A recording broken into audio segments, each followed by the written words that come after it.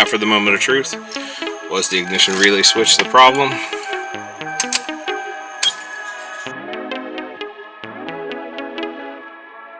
Welcome back to the channel, guys, and thank you for tuning in. We are going to start working on the Supra today.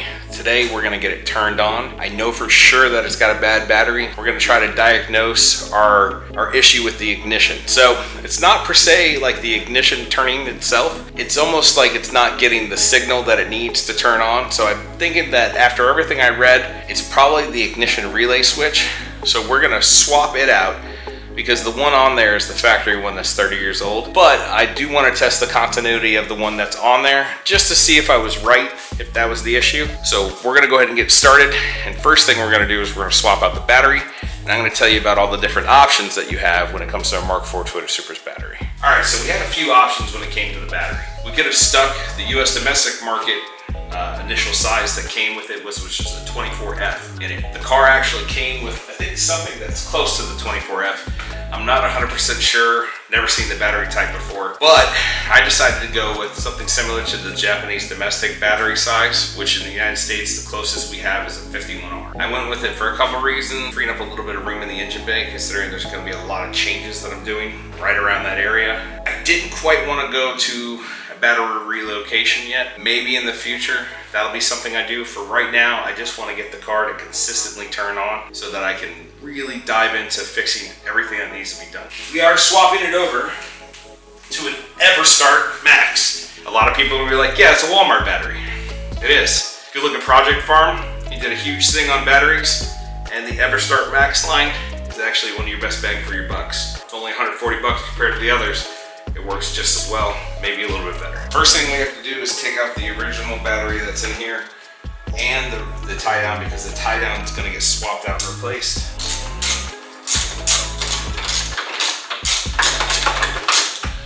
And we are able to get the tie down hook done. This ends up being a different size.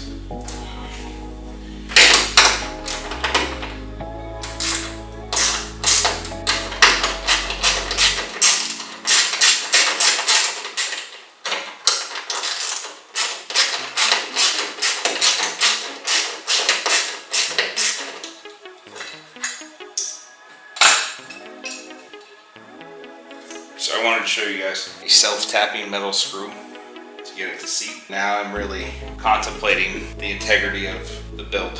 I've never seen anyone do that before, but first time for everything, I guess.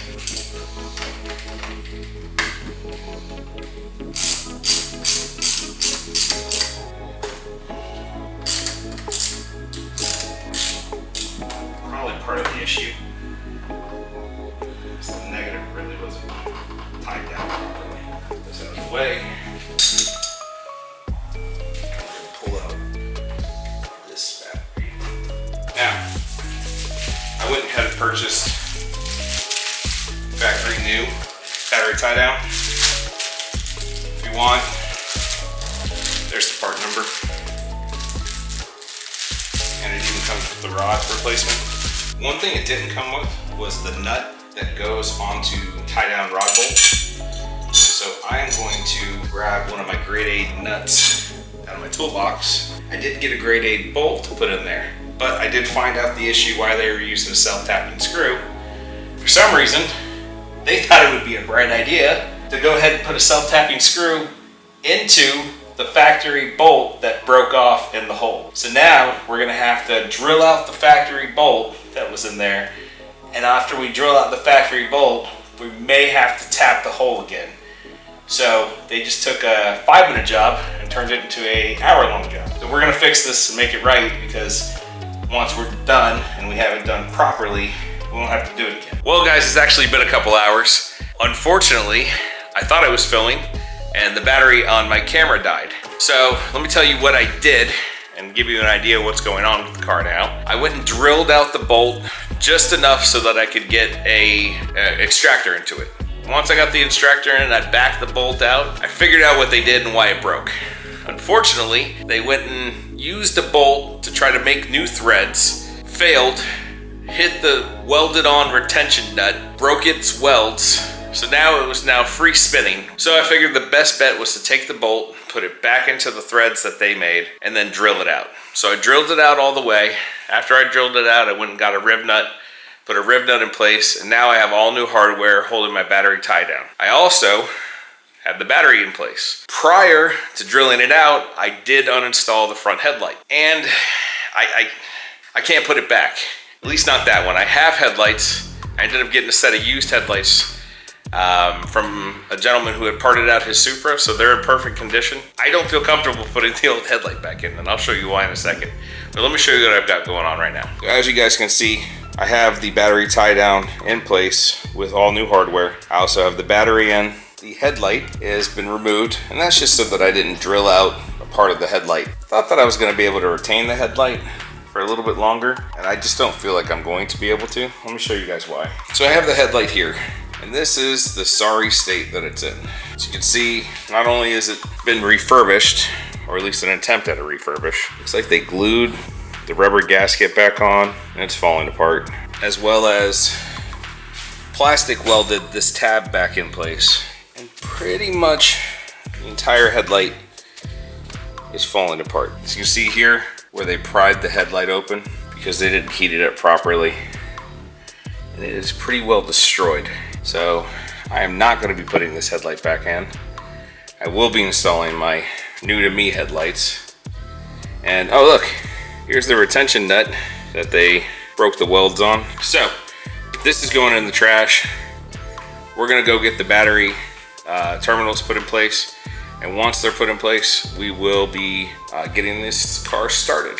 So I'm gonna pull off that battery tab. I was taught by an electrical engineer a long time ago that you always put on the positive before you put on the negative when you're putting a new battery in. I guess he probably knew what he was talking about. A positive on, wedge it in place.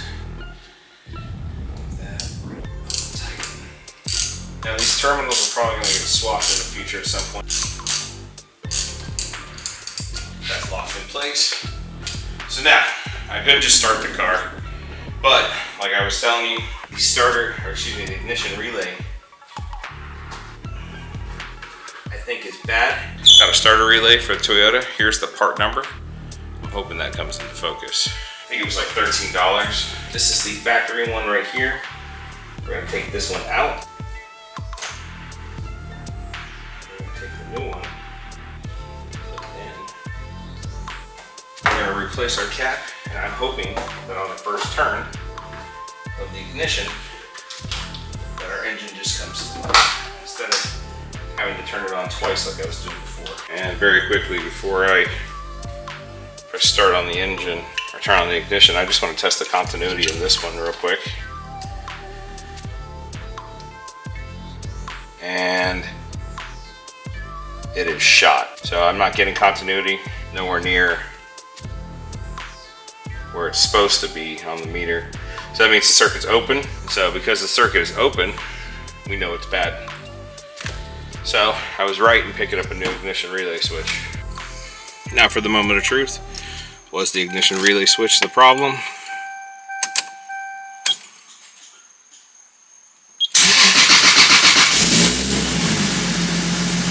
And it was. As you can see, got our gauges with the secondary injection system controllers. Got good oil pressure. I don't want to keep it on too long.